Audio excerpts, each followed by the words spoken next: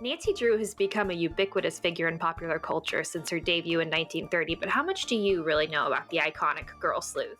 Welcome to Nancy Drew University, where we're hosting a weekly study sesh focusing on different topics from Nancy Drew history. The idea for Nancy Drew came from Edward Stratemeyer, founder of the first ever children's book publishing company.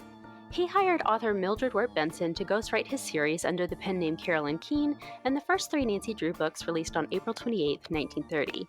The series became an instant phenomenon and started selling out across the country.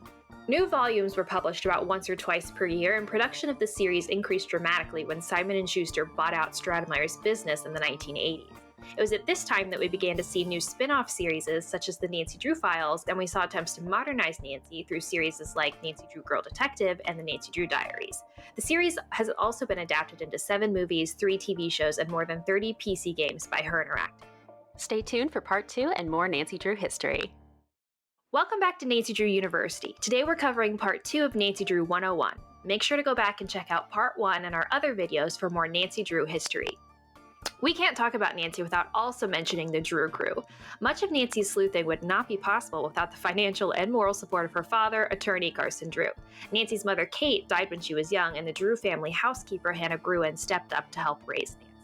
Nancy's best friend in the first 4 books, Helen Corning, was gradually phased out after the introduction of Bess Marvin and George Fane in The Secret of Shadow Ranch. Bess and George are first cousins who, despite their contrasting personalities, are frequently instrumental in helping Nancy catch culprits. Ned Nickerson, who was first introduced in The Clue of the Diary, is from the nearby town of Mapleton and attends Emerson University. He's extremely athletic and extremely in love with Nancy, despite the fact that she'd usually rather solve a mystery than go on a date with him. Nancy has also spent a good deal of time teaming up with the Hardy Boys, to whom she was first introduced in an episode of the 1977 TV show. Stay tuned for more Nancy Drew 101. Welcome back to Nancy Drew University. Today we're covering part 3 of Nancy Drew 101. Make sure to go back and check out parts 1 and 2 and our other videos for more Nancy Drew history.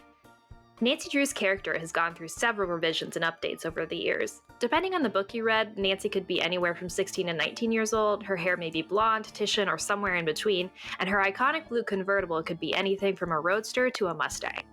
Canonically, Nancy's hometown of River Heights is in the Midwest, most likely a suburb outside of Chicago. Nancy lives in a large colonial home with Carson and Hannah, and seemingly has no work or school obligations to get in her way of solving mysteries.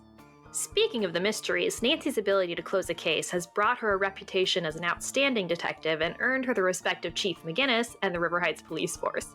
Nancy is characterized as being both a well-rounded sleuth and the ideal role model to young girls. She's just as adept at finding secret passageways and thwarting criminals as she is at throwing soirees and baking cakes. She can solve any theft, kidnapping, or haunting thrown her way, and she can do it better than anyone else. We'll be covering a ton more Nancy Drew history this semester on Nancy Drew University, so follow along and stay tuned.